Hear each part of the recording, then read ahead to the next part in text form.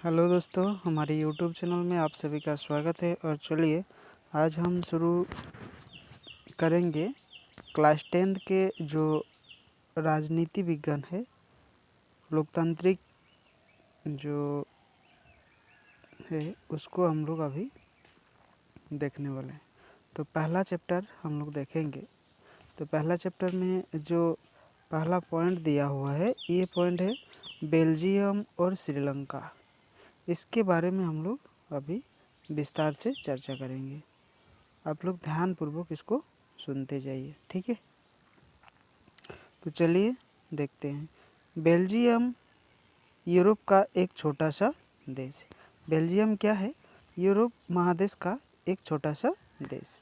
क्षेत्रफल में हमारे हरियाणा राज्य से भी छोटा है।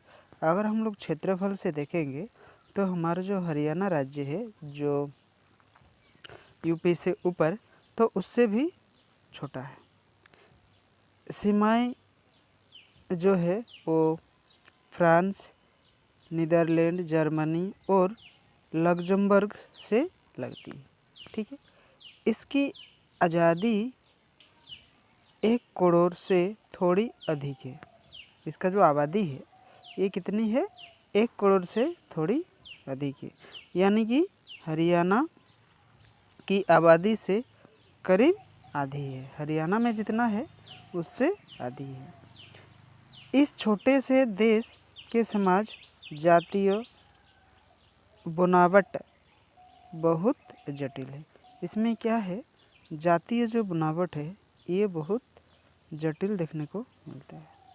देश की कुल आबादी का 59% हिस्सा फ्लेमिश इलाके में रहता है और डच बोलता है। क्या बोलता है? डच बोलता है।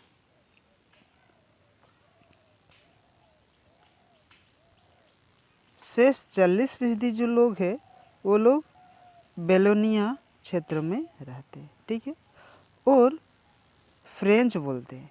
ये लोग क्या बोलते हैं? फ्रेंच भाषा बोलते हैं। तो डच बोलने वाले 59 और 40% जो है ये लोग बोलोनिया क्षेत्र में जो रहते हैं ये फ्रेंच भाषा बोलते हैं। शेष 1% बचा है, यह लोग जर्मनी बोलते हैं। 1% जो बचा है ये लोग क्या बोलते हैं? जर्मनी भाषा बोलते हैं। राजधानी ब्रुसेल्स के 80% लोग फ्रेंच बोलते हैं और उसका जो राजधानी है ब्रुसेल्स, तो उसमें 80% जो लोग हैं वो फ्रेंच भाषा बोलते हैं और 20% लोग डच भाषा बोलते हैं, ठीक है। राजधानी की बात करें तो अल्पसंख्यक फ्रेंच भाषी लोग तुलनात्मक रूप से ज़्यादा समृद्ध है और ताकतवर रहे हैं। यानी अल्पसंख्यक फ्रेंच भाषी जो लोग हैं ये तुलनात्मक रूप से अगर हम लोग देखेंगे तो ये बहुत ही ज़्यादा ताकतवर लोग हम लोग यहाँ इन लोग को देखेंगे, ठीक है। बहुत बाद में जाकर आर्थिक विकास, शिक्षा लाभ पाने वाले डच और डच भाषी लोग थे, ठीक है। अभी हम लोग देखेंगे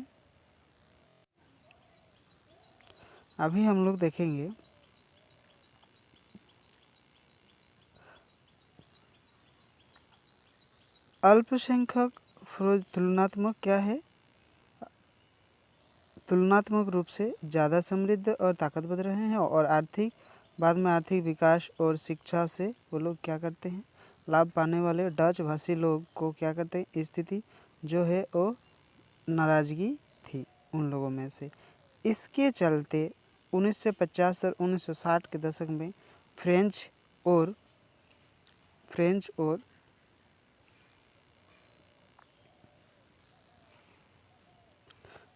और डच बोलने वाले समूहों के बीच एक क्या हो गया?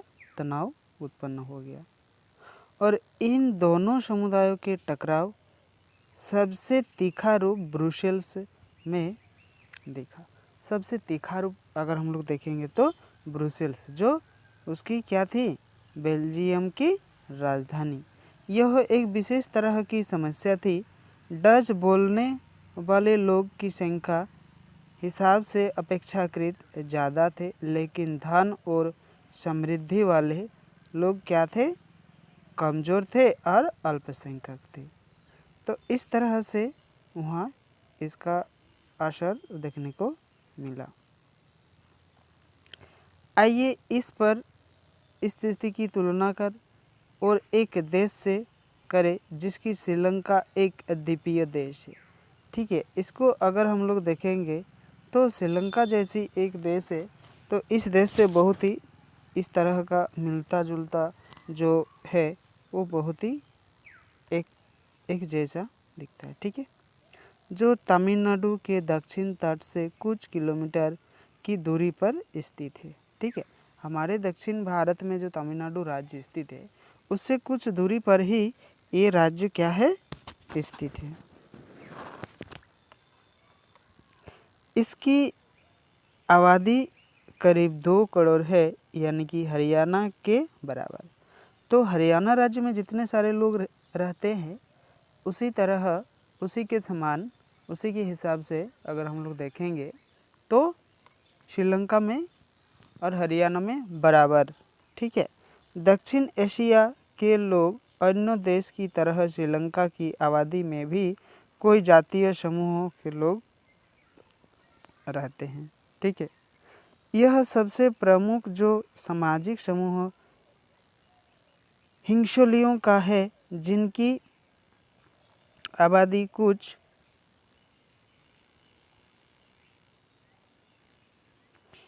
आबादी का जो कुल जनसंख्या है वो अगर हम लोग देखेंगे तो 74% है। और फिर तमिल का नंबर आता है। सिंघालिया लोगों की जो 74 है और तमिल जो लोग रहते हैं ये क्या है? 80% है। ठीक है, तमिल में भी 2 समूहों के लोग रहते हैं। एक हो गया श्रीलंकाई जो कि मूल निवासी है, और ये देख लीजिए ये जो दिख रहा है ये ब्रुसेल्स की राजधानी है जो हल्का पीला करके है, हल्का ये वाला है। और ये हो गया ब्रुसेल्स की राजधानी ये। ठीक है, और बेलन जो कि फ्रेंच भाषा बोलते हैं ये लोग हो गया इतने सारे, ये पूरा। ठीक है, यानी कि अगर हम लोग इसको देखेंगे तो ये सारा हो गया फ्रेंच। और बाकी जो पीला है, पीला वाला जो है ये फ्लेसिम जो कि डच भाषा बोलने वाले लोग हैं, ये हो गया आपका जो पीला है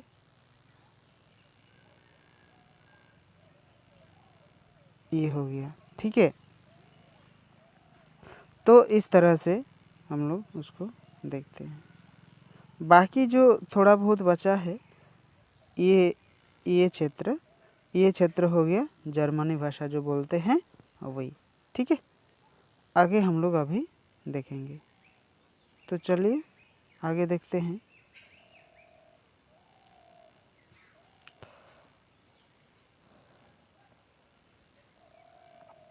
आगे हम लोग देखेंगे कि तमिल जो कि 13% है और हिंदुस्तानी तमिल जो औपनिवेशिक शासनकाल में बागान में काम करने के लिए भारत से आए लोग की संतान है। वो लोग क्या थे? जो बागान में काम करने वाले जो लोग आए थे उसी का ये संतान माना गया है। मौजूदा श्रीलंका के नक्शे और गौर करें तो पाएंगे कि तमिल मुख्य रूप से उत्तर और पूर्वी प्रांतों में आबादी है। ठीक है, दोनों पूर्वी और उत्तर और पूर्वी के। अधिकतर सिंघाली भाषा के लोग जो है ये क्या है? बौद्ध है, ये सबसे इम्पोर्टेंट है। जबकि तमिल भाषी लोग जो है ये लोग क्या है? ये लोग बहुत कुछ जो हिंदू है और वह मुसलमान, और श्रीलंका की आबादी से कोई आबादी है और ईसाई लोग की हिस्सा जो है ये 7% है। और सिंघाली और तमिल दोनों भाषा ये लोग क्या करते हैं, बोलते हैं। दोनों भाषा ये लोग क्या करते हैं, बोलते हैं। ठीक है, अभी हम लोग देखेंगे इधर। अब ज़रा सोचिए, और सोचने के बाद ऐसी स्थिति में क्या हो सकता है। बेल्जियम में क्या है, बेल्जियम में डच भाषी लोग हैं और अपनी बड़ी संख्या के बल पर फ्रेंच भाषी और जर्मनी भाषी लोग अपनी इच्छा थोप सकते हैं। यानी कि उसी के ऊपर अपनी जो इच्छा है ये वो लोग क्या करते हैं, थोपते हैं। संभव था कि देश में बट जाए, इसका कुछ संभव था कि ये देश में बढ़ जाए। ब्रुसेल्स पर दोनों पक्ष अपना अपना क्या किया, दावा ठोकते हैं ब्रुसेल्स पर। यानी कि ये राजधानी है तो ये वहाँ पर तो ये सब होना ही था। श्रीलंका में सिंघाली आबादी का बहुमत और ज़्यादा था और वे लोग मुल्क में अपनी मनमानी जो है ये लोग क्या करते हैं, चला सकते हैं। और आइए इससे देखें कि असल में दोनों देशों में क्या हुआ। अभी इसको हम लोग अभी देखेंगे।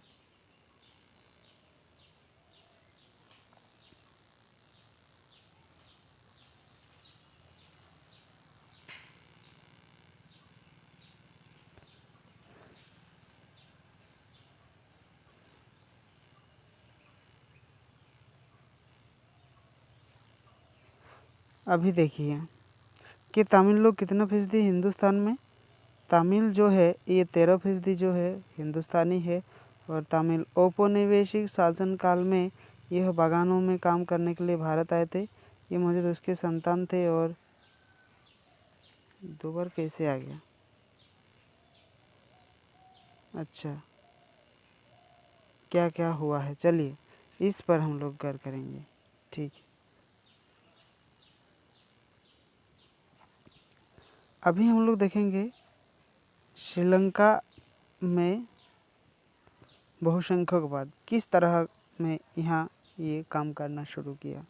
सन 1948 में श्रीलंका स्वतंत्र राष्ट्र बना, हम लोग तो जानते हैं। सिंघाली समुदाय के नेता ने अपनी बहुसंख्यक के बल पर शासन पर प्रभुत्व जमा चाहा और इस वजह से लोकतांत्रिक रूप से लोगों ने क्या किया, निर्वाचित सरकार ने क्या किया, सिंघाली समुदाय की प्रभुत्व कायम करने के लिए अपनी बहुसंख्यक पारस्ती के तरह कोई कदम उठाए। यानी अपना चीज़ वहाँ स्थापित करने के लिए इन लोगों ने क्या किया था, सब कुछ मतलब करने के लिए लगे पड़े थे। उसके बाद जो है 1956 में एक कानून बनाया गया जिसके तहत तमिल को दरकिनार करके सिंघाली को एकमात्र राज्य भाषा घोषित कर दिया गया। यानी कि जो वहाँ सांप्रदायिक और 2 थे बांटने वाले, एकमात्र किसको, सिंघाली को राजभाषा घोषित कर दिया, तमिल को नहीं। ठीक है, तमिल को दरकिनार कर दिया, मतलब उसको हटा दिया। विश्वविद्यालय में और सरकारों की नौकरी में सिंघालियों का प्राथमिकता देने की नीति भी चली और सिंघालियों का जो स्कूल विद्यालय सब जगह में उसका ही राज चलने लगा। इस तरह का व्यवहार वहाँ किया। नए संविधान में यह प्रावधान किया कि सरकार में बौद्ध मत के संरक्षण और बढ़ावा देगी। और इसमें बताया गया कि इसमें बौद्ध मत जो है उसी को बढ़ावा मिलेगा। एक एक करके आए इन सरकारी फैसलों ने श्रीलंका तमिल और नाराज़गी ज़्यादा इनके पास देखने को मिला। उसके बाद जो है और शासन को लेकर अपनी बेगानापन बढ़ाया। ठीक है, और उन्हें लगा कि बौद्ध धर्मावलंबी सिंघालियों के नेतृत्व वाला सारी राजनीतिक पार्टियां उनकी भाषा और संस्कृति को लेकर अब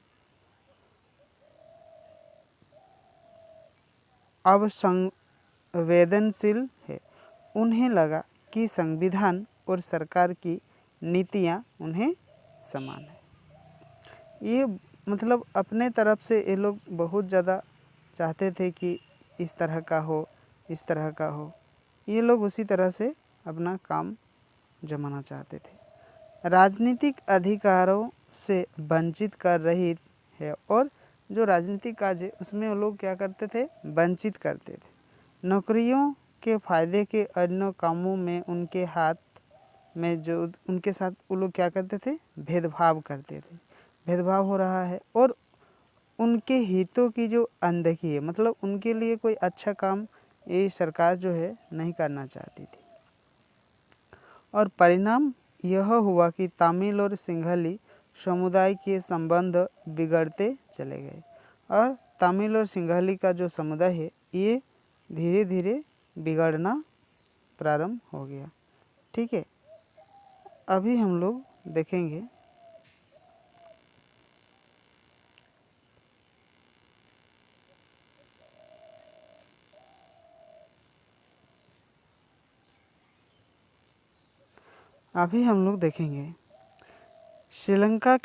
श्रीलंकाई तमिल ने अपनी राजनीतिक पार्टियों बनाई और तमिल को क्या किया, राजभाषा बनाने की क्षेत्रीय स्वायत्तता हासिल करने में शिक्षा और रोजगार के समान अवसर की मांग को लेकर संघर्ष किया।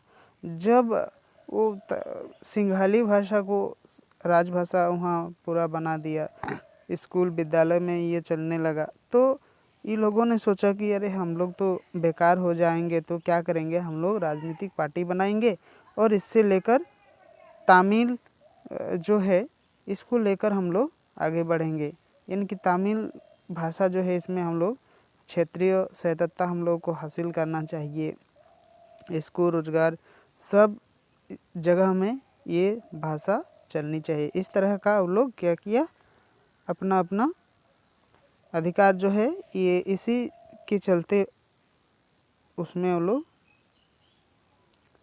ये सारा चीज़ करने लगा, यानी कि आवेदन या संघर्ष बढ़ाने लगा। स्वायत्तता में उसकी मांग को लगातार नकारा गया और 1980 के दशक में यह उत्तर पूर्वी श्रीलंका में स्वतंत्रता तमिल इलम यानी कि सरकार बनाने की स्थिति को लेकर उनके राजनीतिक संगठन बना दिया। और धीरे धीरे 1980 में उत्तर पूर्वी जो श्रीलंका है इसमें ये लोग क्या किया, राजनीतिक संगठन बना लिया। और उसके बाद श्रीलंका में दो समुदाय के बीच पारस्परिक अविश्वास ने बड़े टकराव का रूप ले लिया, और वहाँ इस तरह से अविश्वास का रूप ले लिया और यह टकराव गृह युद्ध में परिणत हो गया। और ये धीरे धीरे क्या होने लगा, गृह युद्ध का रूप जो है ये लेने लगा। परिणाम स्वरूप दोनों पक्षों में क्या होने लगा, पक्षों में हजारों लोग मारे गए और मारे जा चुके थे, ये मारे गए। और अनेक परिवार जो है उसमें मुल्क से भागकर शरणार्थी बन गए, और यहाँ वहाँ लोग भाग गए और वहाँ जाकर अपने शरणार्थी वो लोग बन गए कि हम लोग वहाँ नहीं रहेंगे, इस तरह का झगड़ा हो रहा है वगैरह वगैरह चीज़ मतलब उसमें उत्पन्न होने लगी। इससे कोई गुना ज़्यादा लोग की रोजी रोटी जो है ये चीज़ ख़त्म होने लगी और चौपट हो गई। और अपने यह भी पढ़ा कि 10वीं कक्षा के जो अर्थशास्त्र पाठ्यपुस्तक से पहले अध्याय में ये हमारे क्षेत्र और देश के आर्थिक विकास का शिक्षा और स्वास्थ्य के मामले में श्रीलंका का रिकॉर्ड सबसे अच्छा रहा है, ये हम लोग देखे थे। ठीक है, और यह गृह युद्ध के मुल्क जो है ये सामाजिक, सांस्कृतिक और आर्थिक जीवन में काफ़ी परेशानियां पैदा हुई थी, और 2009 में इस गृह युद्ध का अंत हुआ। और उसके बाद इसका जब अंत हुआ तो ये लोग शांति स्थापित करने लगे। तो आज के लिए हम लोग यही समाप्त करेंगे, कल इसका पार्ट 2 लाएंगे। और अगर इस वीडियो अच्छा लगा है तो एक लाइक और एक शेयर आप लोग कर दीजिए, और जो नए स्टूडेंट है वो इस चैनल को सब्सक्राइब कर ले, ताकि आने वाले जितने वीडियो अपलोड होगा उसका नोटिफिकेशन आप लोग को मिलता रहेगा। ठीक है, और ये आप लोग कमेंट्स कीजिए, कोई जो चीज़ पढ़ना चाहते हैं वो चीज़ हम पढ़ाएंगे आप लोग। ठीक है, तो आज के लिए बस इतना ही। Thank you.